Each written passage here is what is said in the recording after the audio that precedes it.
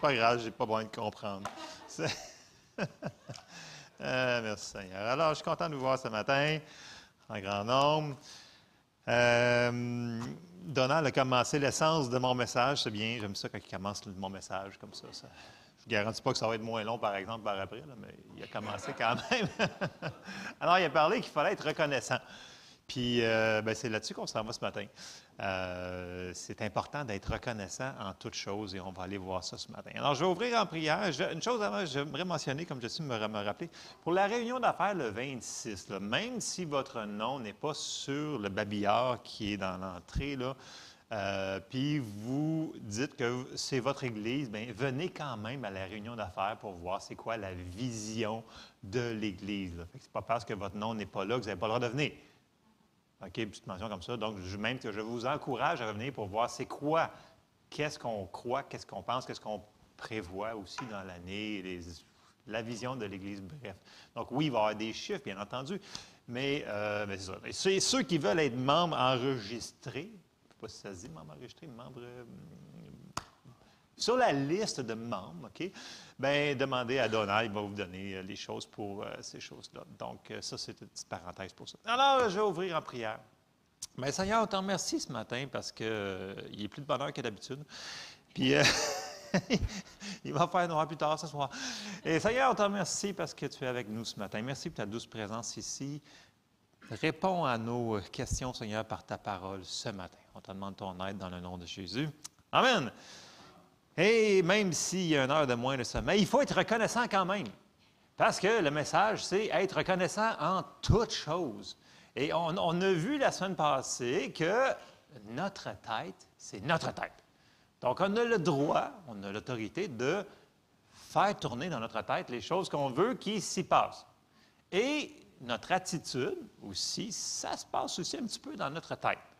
Et si on décide d'être reconnaissant. Puis ça va être vraiment quelque chose qui ne se fait pas automatiquement. Je dois le concéder que c'est comme cultiver quelque chose. C'est comme cultiver une attitude d'être reconnaissant. Parce que sinon, si on se laisse aller avec les courants de ce monde et des gens qui nous entourent, nous risquons de sombrer dans la déprime et dans la tristesse, dans le pessimisme, et etc., etc., etc. Right?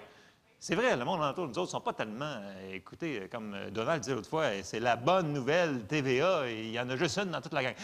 Et il a raison parce que tout ce qu'on se fait bombarder, c'est des mauvaises nouvelles et des choses comme ça. Et ce n'est pas sur ça qu'on doit se concentrer, même quand les situations ne sont pas idéales. Et c'est justement quand les situations ne sont pas idéales que nous devons nous forcer d'avoir une attitude d'être reconnaissant envers Dieu en toutes choses. Et c'est sur ça qu'on s'en va ce matin. Je sais qu'il y en a qui disent, ben, là, ça va mal, je ne peux pas être reconnaissant. Oui, pour de vrai. Et c'est la clé qui va nous aider à nous sortir de là, pour de vrai. Surtout quand on est vraiment dans une situation qui est dure, bien, quand on est reconnaissant, quand on loue le Seigneur, quand on reconnaît ce qu'il fait dans notre vie, vous venez d'ouvrir la porte, on vient d'ouvrir la porte à ce que Dieu puisse agir encore plus. Et ça, c'est un principe qu'on va voir ce matin. Alors, on va commencer tout de suite avec quelques passages. Et on s'en va dans 1 Thessaloniciens ce matin au chapitre 5 et au verset 14. Donc, ce n'est pas des versets que vous n'avez jamais entendus. Là. Vous allez déjà connaître ça. Mais le point de ce matin, c'est commençons à le mettre en pratique. Tout le temps. On va le voir. OK, on commence. 1 Thessaloniciens 5, verset 14 nous dit « Nous vous prions aussi, frères, avertissez ceux qui vivent dans le désordre, consolez ceux qui sont abattus, supportez les faibles, usez de patience envers tous. Prenez garde que personne ne rende à autrui le mal pour le mal, mais poursuivez toujours le bien, soit entre vous, soit envers tous. Soyez toujours joyeux. » Je ne ferai même pas la parenthèse. Verset 17. Priez sans cesse. Rendez grâce en toutes choses, car c'est à votre égard la volonté de Dieu en Jésus-Christ. Et c'est là des versets thème de ce matin. Rendez grâce en toutes choses. Et là, je fais la parenthèse tout de suite. Il n'a pas dit rendez grâce pour toutes choses. OK? On a appris qu'il y a des choses qui ne sont pas de Dieu. Donc, si la maladie vous attaque, ce n'est pas de Dieu. OK? Fait que rendez pas grâce pour la maladie. OK?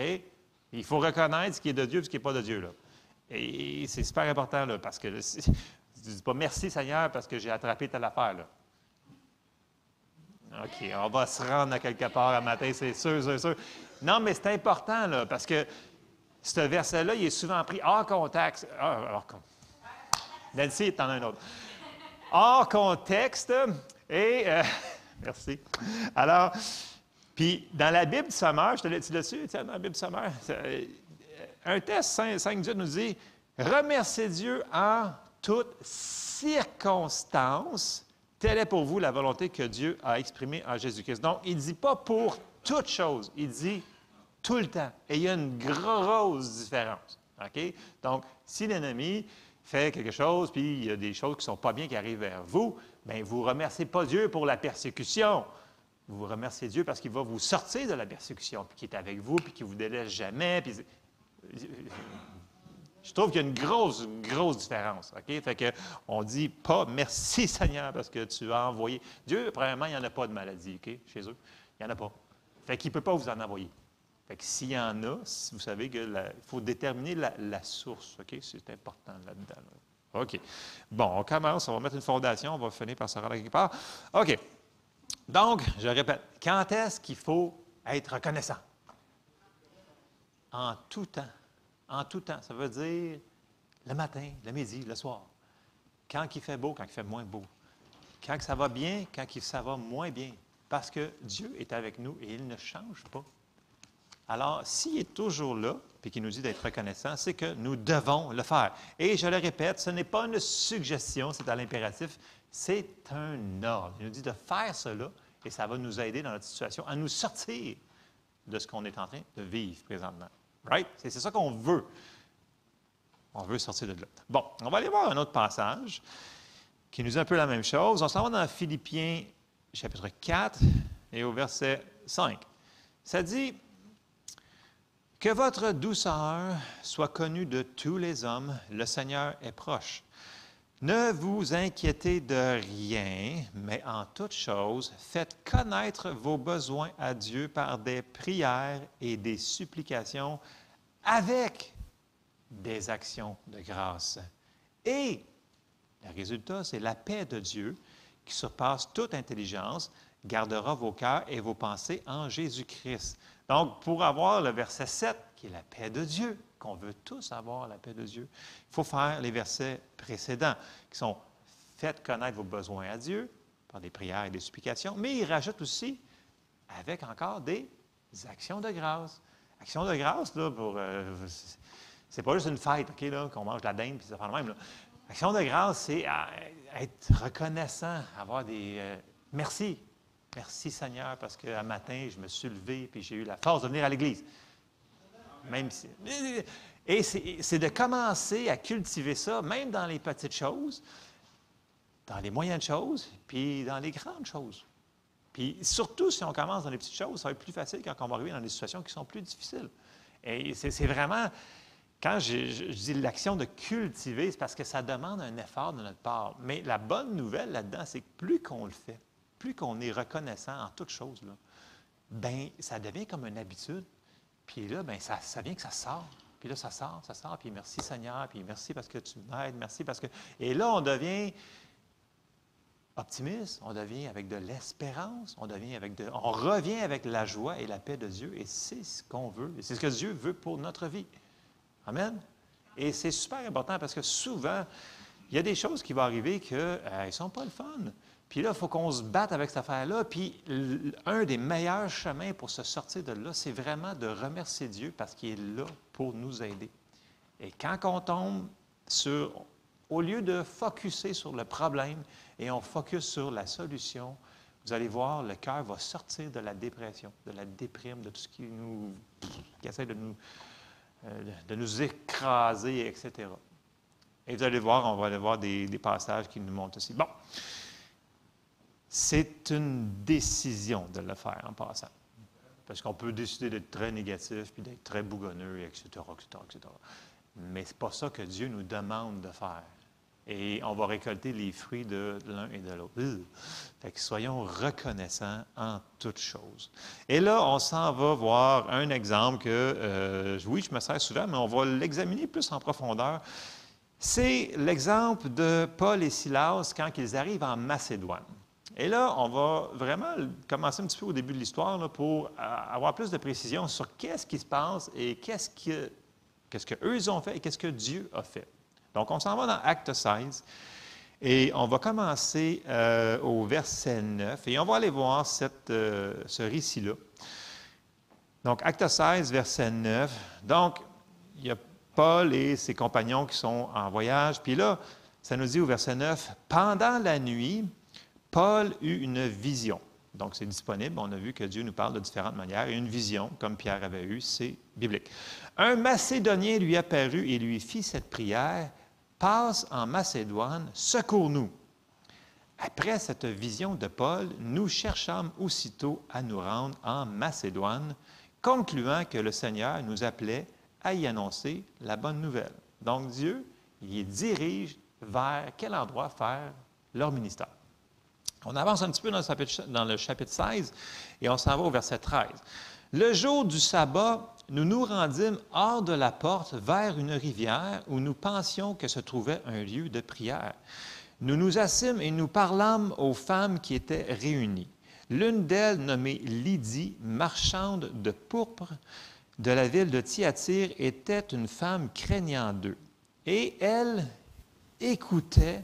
Le Seigneur lui ouvrit le cœur pour qu'elle fût attentive à ce que disait Paul. » Verset 15. « Lorsqu'elle eut été baptisée, donc elle a reçu, lorsqu'elle eut été baptisée avec sa famille, elle nous fit cette demande. « Si vous me jugez fidèle au Seigneur, entrez dans ma maison et demeurez-y. » Et elle nous pressa par ses instances. Bon. Là, on voit que, premièrement, ils ont été dirigés directement par Dieu pour aller là. Right? C'est Dieu qui les a dirigés par la vision. Il dit « Allez là. » Ensuite de ça, on voit qu'ils ont fait ce qui ont été ordonné par Dieu de faire, c'est d'annoncer la bonne nouvelle à tout le monde qu'ils rencontreraient. Et c'est ce qu'ils ont fait. Et la madame qu'on voit ici et sa famille ont reçu.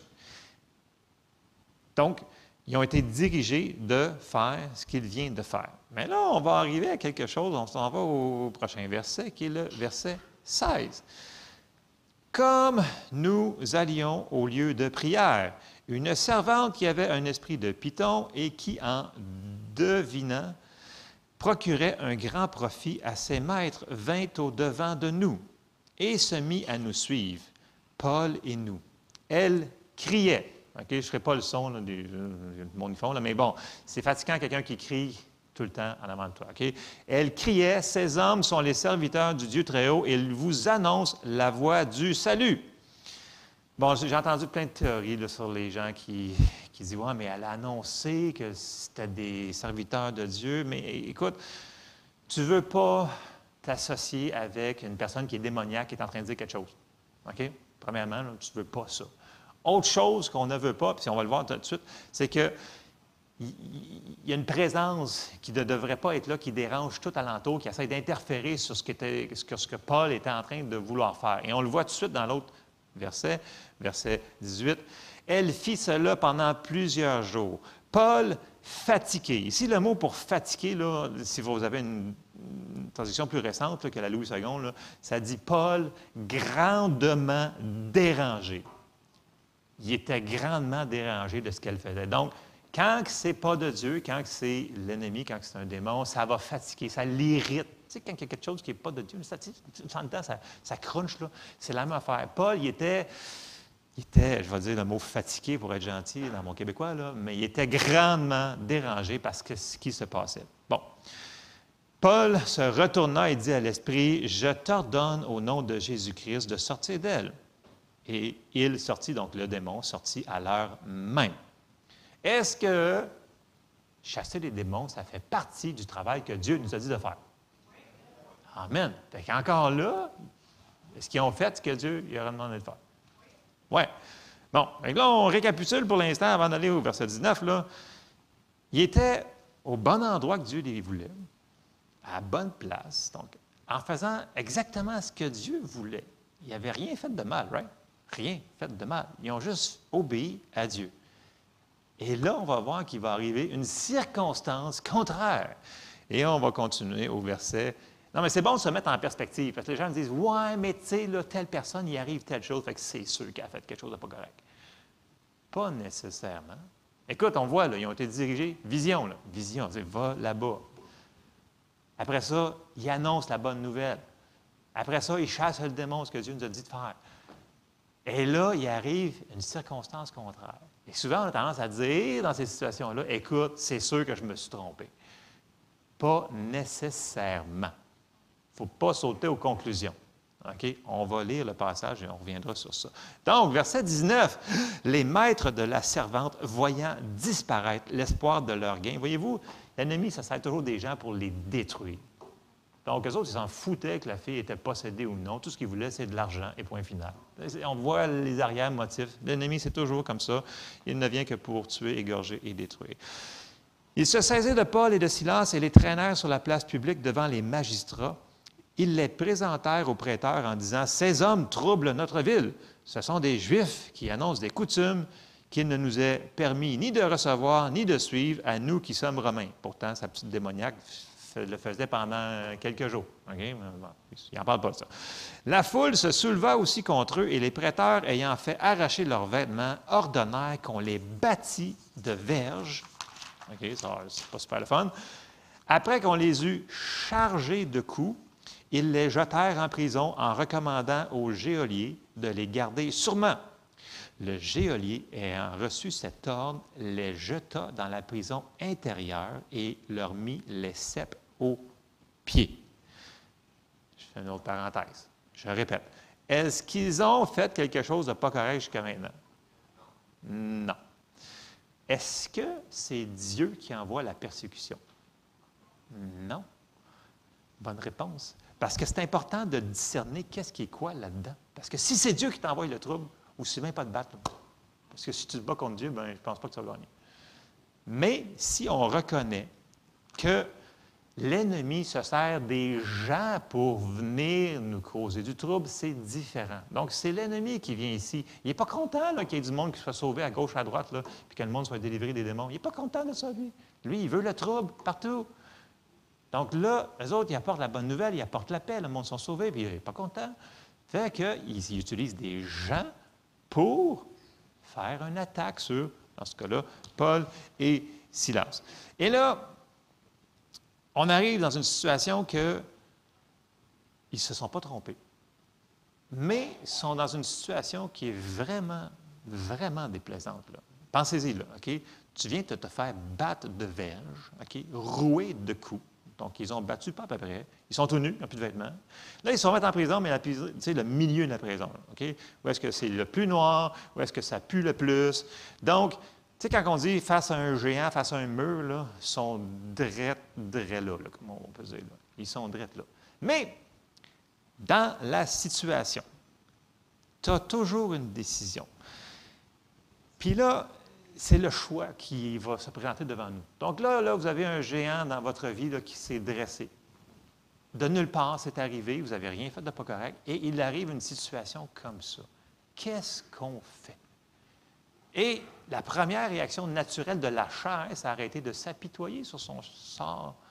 Je n'ai pas dit son char cette fois-là, hein, j'ai dit son sort. Hey, j'ai eu des pouces en arrière, je m'améliore. Et ils ne l'ont pas fait. Ils ont passé par-dessus la chair et ils ont laissé ce qu'ils savaient qu'ils devaient faire, c'est-à-dire continuer à remercier Dieu, même s'ils ne comprenaient pas la situation. Et c'est vraiment une décision parce qu'on se retrouve tous dans des situations qui ne sont pas le fun. Vraiment, vraiment plates. Puis, dans notre douleur, des fois, on se dit, ah, ben là, à cause que ça, ben ça m'exemple de rendre grâce à Dieu. Non. Les situations ne changent pas Dieu et ne changent pas les promesses de Dieu. Et là, on va aller voir ce qu'ils ont fait. OK? On sait que, tout le monde s'en souvient, mais on va le relire. OK? Donc, on va arriver au verset 25, puis là, ça nous dit « vers le milieu de la nuit », donc à ton plus noir des plus noirs de tes situations. OK?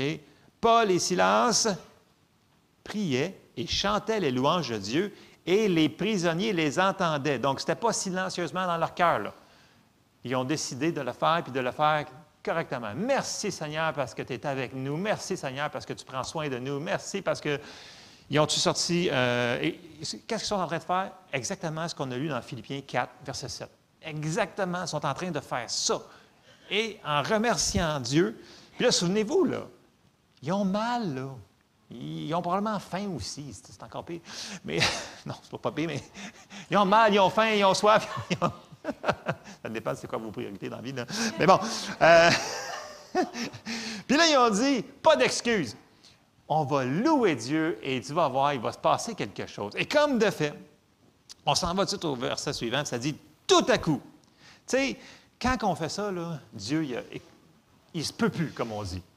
Il faut qu'il rentre dans la situation, puis s'il faut qu'il agisse surnaturellement, spectaculairement, il va le faire. Parce que là, ils sont en train d'obéir à sa parole et ils le remercient quand même, pas pour ce qui arrive, mais parce que Dieu est bon. Et ils se souviennent de ça. Et là, on voit ce que Dieu y fait. Tout à coup, il se fit un grand tremblement de terre, en sorte que les fondements de la prison furent ébranlés. Au même instant, toutes les portes s'ouvrirent et les liens de tous les prisonniers furent rompus. Hein? C'est bizarre, un tremblement de terre de Dieu, là. Il n'y a rien qui tue tout le monde. Il n'y a personne qui est mort. Il n'y a personne qui a été brisé. Ça a juste brisé les liens. Différent que les actes de Dieu, que les gens ils disent que Dieu fait. Ce n'est pas Dieu qui détruit les gens. Le geôlier se réveilla et lorsqu'il vit les portes de la prison ouvertes, il tira son épée et allait se tuer, pensant que les prisonniers s'étaient enfuis. Mais Paul cria d'une voix forte, ne te fais point de mal, nous sommes tous ici.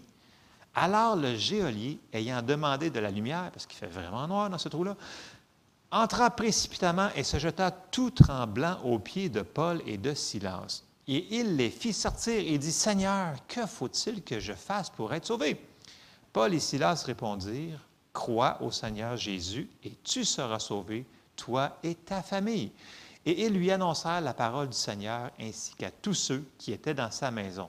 Il les prit avec lui à 7 heures même de la nuit. Il lava leurs plaies et aussitôt il fut baptisé, lui et tous les siens. Les ayant conduits dans son logement, il leur servit à manger et il se réjouit avec toute sa famille de ce qu'il avait cru en Dieu. Et on arrête là. Amen. Et ça, c'est un exemple encourageant pour nous autres. Parce qu'écoute, là, si tu as une situation rough comme ça, là, ça veut dire que ça ne va pas bien dans ta vie présentement. Mais voyez-vous qu'est-ce qu'ils ont fait?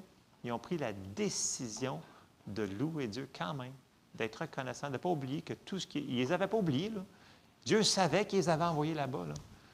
Il savait qu'il y aurait une opposition quelconque, mais il savait qu'il était plus fort que tout ça.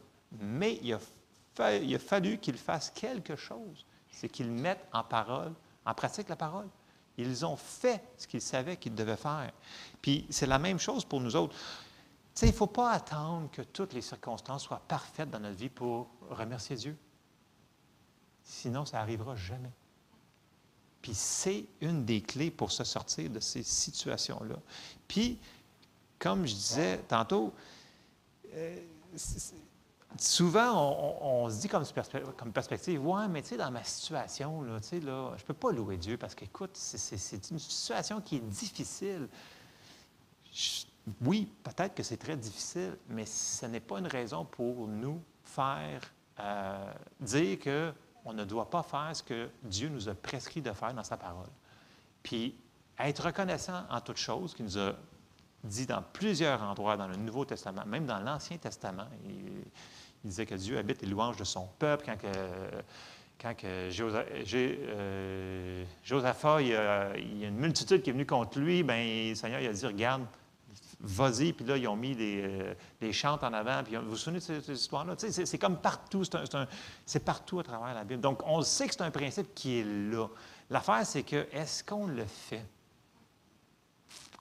Puis, comme je vous dis, c'est plus facile de le cultiver graduellement dans les petites choses, à chaque jour. Tu sais, mettons que ça sera bien comme plus facile. Puis là, tu dis, mais merci Seigneur parce que tu m'as aidé pour ça. Merci Seigneur parce que tu m'as aidé pour ça. Puis il faut le reconnaître que Dieu nous aide. Là, parce que tu sais, on pense qu'on est très, très bon de nous autres mêmes. Mais tu sais, Dieu nous aide beaucoup plus qu'on le pense. il est toujours là. Il est vraiment bon. Puis si on met à lire dans sa parole, on va comprendre qui il est, puis comment il nous aime, on va faire comme moi. C'est vrai. Fait que la situation que je vis ne m'exempte pas de faire ce que Dieu me demande de faire. Et on va aller voir un passage là-dessus que Jésus est très, très, très spécifique. Parce que il y en a des gens qu'on veut des fois enlever. Moi-même, des fois, on dit, coudonc, ce passage-là, il est dans la Bible, mais je ne le veux pas. Mais tu n'as pas le choix, il est dedans, fait qu'il faut que tu le prennes. Mais il faut que tu le mettes en contexte avec le restant de la Bible. OK? Puis là, on va aller voir quelque chose que Jésus lui-même nous a dit de faire. C'est dans Luc 6. Puis, on va avancer au verset 46. Luc 6, 46. Puis là, Jésus, il leur enseigne plein d'affaires aux gens. Et il commence par leur dire, il dit, « Pourquoi m'appelez-vous Seigneur, Seigneur, et ne faites-vous pas ce que je dis? » Je vais le répéter. « Pourquoi m'appelez-vous Seigneur, Seigneur, et ne faites-vous pas ce que je dis? » Donc, ce qu'il nous demande de faire, ce n'est pas pour nous brimer, nous enlever quelque chose, c'est parce qu'on en a vraiment besoin. C'est pour nous autres, parce qu'il est bon. Et là, il embarque tout de suite dans le sujet qu'il veut aborder, c'est le verset 47. « Je vous montrerai à qui est semblable tout homme qui vient à moi, entend mes paroles et les met en pratique. Il est semblable à un homme qui, bâtissant une maison, a creusé profondément et a posé le fondement sur le roc. Une inondation est venue et le torrent s'est jeté contre cette maison. » Vous pouvez souligner là, sans pouvoir l'ébranler parce qu'elle était bien bâtie. Puis là, il nous montre l'inverse au verset 49. Il dit, « Mais celui qui entend et ne met pas en pratique est semblable à un homme qui a bâti une maison sur la terre, sans fondement. Le torrent s'est jeté contre elle. Aussitôt, elle est tombée et la ruine de cette maison a été grande. » Et là, Jésus il nous dit que des circonstances contraires, il va nous arriver dans la vie. Là. Puis ce n'est pas pour augmenter notre foi dans les tribulations, dans les persécutions. Ce n'est pas ça du tout. C'est juste qu'il y a certains passages comme ça dans la Bible qu'on tente à dire « Non, non, ça n'existe pas, ces passages-là. » Oui, ça existe. Ça nous dit qu'on va passer au travers des choses. Mais regardez bien, il dit que la personne qui met la parole en pratique, elle va l'avoir la circonstance, mais elle ne sera pas ébranlée. Et c'est exactement ce qu'on vient de lire dans Acte 16. Paul et Silas, c'est ça qu'ils ont fait. Ils ont eu le torrent qui est arrivé fort contre eux autres, mais ils n'ont pas été ébranlés. Ça leur a apporté plein de monde au Seigneur en même temps. Voyez-vous, ils l'ont fait. Et c'est en le faisant. Bon, ils ont dû chanter le psaume 34, « Je bénirai l'Éternel en tout temps », etc. Mais ils ont fait quelque chose. Et les torrents vont arriver, les situations vont arriver à tout le monde qui marche plus qu'une journée dans sa vie avec le Seigneur. Mais même s'il arrive des circonstances, ça ne nous exempte pas de faire la parole de Dieu. Et les actions de grâce sont là pour justement nous faire sortir plus rapidement de ces situations-là. Et on va aller voir un autre passage. C'est dans 1 Pierre 5. On connaît ces passages-là assez bien, je vous dirais, mais quand même, il faut se les rappeler, il faut se rappeler. Dans 1 Pierre 5, au verset 6, il nous dit, « Humiliez-vous donc sous la puissante main de Dieu, afin qu'il vous élève au temps convenable, et déchargez-vous sur lui de tous vos soucis. » Tu sais, c'est redondant, là, ne vous inquiétez de rien, mais déchargez-vous sur lui de tous vos soucis, car lui-même prend soin de vous. Il prend soin de nous. Soyez sobre, veillez, votre adversaire, le diable, rôde comme un lion rugissant, cherchant qui il dévorera. Ça c'est dans la Louis II. Résistez-lui avec une foi ferme, sachant que les mêmes souffrances sont imposées à vos frères dans le monde. Donc, il va y avoir des circonstances, mais on peut passer au travers. Puis ici, dans le verset 8, qui nous dit « cherchant qui il dévorera », il y avait beaucoup de versions en anglais qui étaient plus proches. En français, le plus proche que j'ai trouvé, c'est dans la Derby en français. L'as-tu trouvé, Étienne? Oui. 1 Pierre 5,8 nous dit « Soyez sobre, veillez, votre adversaire, le diable, comme un lion rugissant, il a bien dit comme un lion rugissant, rôde autour de vous, cherchant qui il pourra dévorer. Dans le sens qu'il y en a qui vont pouvoir, puis il y en a qui ne pourra pas. Et c'est qui vont pouvoir? Bien, ceux-là qui mettent la parole en pratique ne pourront pas se faire dévorer. Et ceux-là qui ne mettent pas la parole en pratique vont pouvoir se faire dévorer. Ouch! Et c'est ça, grosso modo, qui est expliqué dans ce passage-là. Et c'est une question d'obéissance, de cultiver les reconnaissances comme ça. Parce qu'on sait que c'est comme ça qu'on devrait être. Et ça donne vraiment un meilleur témoignage quand on est reconnaissant que de voir quelqu'un qui se bougonne puis qui reste dans sa boîte tout le temps puis qui... Vous connaissez des gens comme ça? Bon, OK. Tu sais, Jacques 1,22 nous dit « Mettez en pratique la parole et ne vous bornez pas à l'écouter en vous trompant vous-même par de faux raisonnements. » Jésus était très, très précis. Il a dit « Écoute, les torrents vont venir à tout le monde.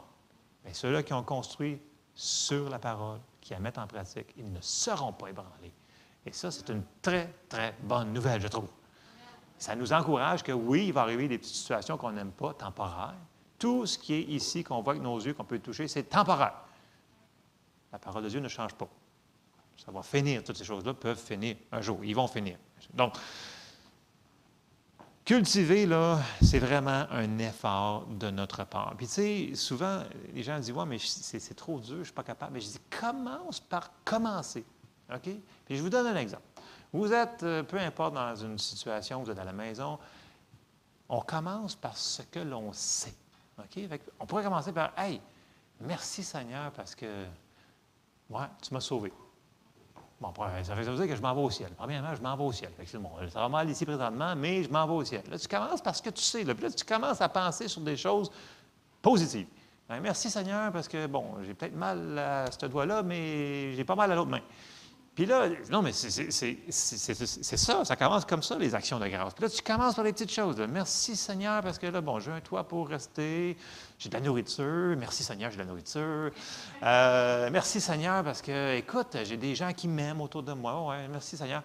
Puis là, vous commencez à énumérer, vous pensez aux bonnes choses, puis vous commencez à les confesser. Puis là, vous allez voir là, que la dépression, la déprime, les choses qui essaient de vous mettre à terre, là, ils vont commencer à s'évaporer. Faites-le, je vous demande de le faire. S'il vous plaît, mettez la parole en pratique. Faites-le. Dans votre plus creux de situation, vous dites « Ah, je vais commencer par faire ce que je sais là. » Petite chose, là. Puis là, vous commencez là-dedans. Puis si vous pratiquez ça régulièrement, vous allez voir que ça va venir plus facilement. Et plus qu'on le fait, moins qu'on se laisse descendre dans la dépression, dans l'oppression, puis dans ces choses-là. Parce que ces choses-là vont vouloir arriver sur nous autres. Donc, reconnaissons que Dieu est bon. Reconnaissons ce qu'il fait présentement dans notre vie. Et soyons reconnaissants. Deuxième chose, souvenons-nous ce que Dieu a déjà fait. Y a-t-il des choses que Dieu a faites dans nos vies? Qu'on était au bout du rouleau, puis tout à coup, Dieu est intervenu et il a fait « Wow, merci Seigneur! » Puis là, on l'a comme oublié parce que ça fait un petit bout de temps. Puis non, il faut s'en souvenir. Ça dit, souvenez-vous ce que Dieu a fait. C'est important de se souvenir. Et ça va nous encourager. Bien, s'il l'a fait, ça veut dire qu'il va le refaire encore. Amen? OK. L'autre chose, quand on va se mettre à penser à ces choses-là, il faut le mettre dans notre bouche. Paul et Silas, ils les ont entendus. Tous les prisonniers les ont entendus. Ça veut dire qu'il ne faut pas être silencieux. Donc, servons-nous de notre bouche pour faire sortir des bonnes choses. Et c'est comme ça qu'on va se sortir. Puis quand je dis que cette attitude-là devrait être tout le temps cultivée, il faut se le rappeler. Il faut se le rappeler. Il faudrait se mettre des post-it sur le frigidaire, sur votre garde-manger, sur votre toaster, sur votre four, sur votre... Ils vont peut-être fondre, peut-être pas des bonnes idées. Mais mettez-les, soyez reconnaissants en toutes choses. Puis là, mettez des choses que Dieu a faites pour vous en souvenir. Puis commencez à le déclarer. Puis, tu sais, la semaine passée, j'avais sorti le psaume 23 comme exemple, tu sais, qu'on devait penser à ces choses-là, mais il fallait aussi le mettre dans notre bouche. Et quand on prend la parole de Dieu comme ça, puis on le dit de tout notre cœur d'une manière personnelle, ça c'est pour moi, l'Éternel est mon berger. Et là, quand on commence à dire ça, là, wow, la parole de Dieu agit toujours. Et elle ne retourne point à elle sans avoir fait son effet, sans avoir agi. Et c'est une des clés pour sortir de la situation qu'on est vers la victoire. Amen. Puis là, ce matin, j'en ai sorti un autre, que vous connaissez très bien. Écoutez, il y en a tellement. Allez dans les psaumes, là, puis trouvez des psaumes qui font juste dire merci Seigneur. Là, vous allez voir, il y en a, il y en a, il y en a, il y en a. Je n'ai pas pris le psaume 119, ça va être un petit peu long, là. Mais je n'ai quand même pris un milieu, un entre-deux. J'ai pris le psaume 103. OK? Vous connaissez très bien. Mais c'est bon de le dire. Puis là, je vous dis, là, ça, là, c'est pas pour quand il fait super soleil, là, puis tout va bien, il n'y a rien dans votre vie. Oui, c'est bon de quand ça va bien, là, remerciez le Seigneur. Hey, merci Seigneur, ça va bien. Ah, wow! Wow, merci Seigneur, il fait beau soleil. Mais quand ça va mal aussi. Puis là, on le fait. OK? Fait qu'on va le faire. Psaume 103, verset 1. Psaume de David. Mon âme bénit l'Éternel. Que tout ce qui est. Puis là, on le fait, là, tu sais, quand tu le dis, là, tu le dis avec ferveur, avec vraiment, comme si tu le pensais, là, tu le fais avec foi, grosso modo. OK? Tu le déclares. Que tout ce qui est en moi bénisse son Saint-Nom. Puis là, tu te concentres sur Dieu. C'est mon âme bénit l'Éternel et n'oublie aucun de ses bienfaits. Il faut s'en souvenir. C'est lui qui pardonne toutes tes iniquités, qui guérit toutes tes maladies. C'est lui qui délivre ta vie de la fausse, qui te couronne de bonté et de miséricorde. C'est lui qui rassasie de bien ta vieillesse, qui te fait rajeunir comme l'aigle. Ça, c'est des bonnes confessions à faire, ça. Plus qu'on avance en âge, c'est important. L'Éternel fait justice, il fait droit à tous les opprimés. Il a manifesté ses voies à Moïse, ses œuvres aux enfants d'Israël. L'Éternel est miséricordieux et compatissant, lent à la colère et riche en bonté. Il ne conteste pas sans cesse. Il ne garde pas sa colère à toujours. Il ne nous traite pas selon nos péchés. Il ne nous punit pas selon nos iniquités. Mais autant les cieux sont élevés au-dessus de la terre, autant sa bonté est grande pour ceux qui le craignent. Autant l'Orient est éloigné de l'Occident, autant il éloigne de nous nos transgressions. Comme un père a compassion de ses enfants, l'Éternel a compassion de ceux qui le craignent. Car il sait de quoi nous sommes formés. Il se souvient que nous sommes poussière. L'homme, ses jours sont comme l'herbe. Il fleurit comme la fleur des champs. Lorsqu'un vent passe sur elle, elle n'est plus, et le lieu qu'elle occupait ne la reconnaît plus. Mais la bonté de l'Éternel dure à jamais pour ceux qui le craignent et sa miséricorde pour les enfants de leurs enfants. Pour ceux qui gardent son alliance et se souviennent de ses commandements afin de les accomplir. L'Éternel a établi son trône dans les cieux et son règne domine sur toutes choses. Bénissez l'Éternel, vous ses anges, qui êtes puissants en force et qui exécutez ses ordres en obéissant à la voix de sa parole. Bénissez l'Éternel, vous toutes ses armées qui êtes ses serviteurs et qui faites sa volonté. Bénissez l'Éternel, vous toutes ses œuvres dans tous les lieux de sa domination. Mon âme bénit l'Éternel. Et ça, c'est un des psaumes parmi tant d'autres à déclarer régulièrement dans des situations qui ne sont pas faciles. Et ça va nous aider à sortir le cœur de la défaite vers la victoire. Mais comme je vous dis, il va falloir le cultiver, ces choses-là, et vraiment le faire. Et ça va nous faire sortir de nos situations. Puis, un des secrets, là, je m'en ai dit la consistance, et ce n'est pas la consistance, c'est dans la constance que réside la victoire là-dedans. Ce n'est pas juste en le faisant une journée puis dire « OK, c'est super le fun, puis là, ça a été bon. » Mais non, il faut continuer à le faire à chaque jour. Puis demain est un autre jour, bien, on recommence. Les bontés de l'Éternel se renouvellent à chaque jour. Et là, on continue, puis on développe cette attitude-là. Et si on le fait, vous allez voir comment que le cœur va sortir. Parce que, tu sais, souvent, là, oui, des fois, il y a des circonstances physiques qui peuvent arriver, mais la Bible nous dit qu'un cœur abattu, qui le relèvera? Tu sais, dans le sens que quand là, ton cœur il est abattu, là, parce que à cause des circonstances, là, ton espérance n'est plus tellement forte. Et ce n'est pas facile de réaccrocher ta foi avec la parole. Et ce qu'on parle ce matin, c'est justement une des clés pour nous remettre dans l'espérance. C'est de remercier Dieu avec les actions de grâce. Et ça va vraiment, là, le cœur abattu, là, il va se faire élever. Puis là, c'est ce qui nous écrase, qui essaie de nous déprimer, nous dépressionner, dégonfler, peu importe, là, trouver les mots, là. Ça va vraiment sortir. Mais nous devons le faire, les actions de grâce, en toutes circonstances. Amen? Amen. Donc, on se lève ensemble. C'est le message que j'avais pour vous ce matin. Oui? Oui?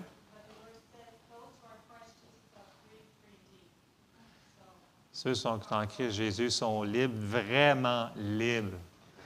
Amen. Donc, c'est oui. Merci, Caroline. Ça va vraiment avec le message. Oui, Jessie? Tu veux-tu prendre le micro? Again? Je vais connaître mon mari. Sur l'action de grâce, souvent on pense que le Seigneur, on le voit dans notre tête comme s'il est là avec le petit bonbon, puis dis merci, t'as pas dit merci, t'as pas dit merci. Il n'est pas comme ça, le Seigneur. Le Seigneur, il nous l'a déjà donné. Il nous l'a déjà donné. La reconnaissance, c'est juste c'est une expression de notre foi. C'est une expression d'humilité. C'est de reconnaître qui est bon. C'est de reconnaître qui est fidèle. C'est de reconnaître qu'il l'a déjà fait. C'est de reconnaître qu'il nous a donné sa grâce. Puis quand on cultive cette attitude de reconnaissance-là, bien, on fait juste ouvrir notre cœur, puis ça nous permet de le recevoir. Amen. C'est juste, exemple, moi, je suis une personne qui, de nature, est distraite.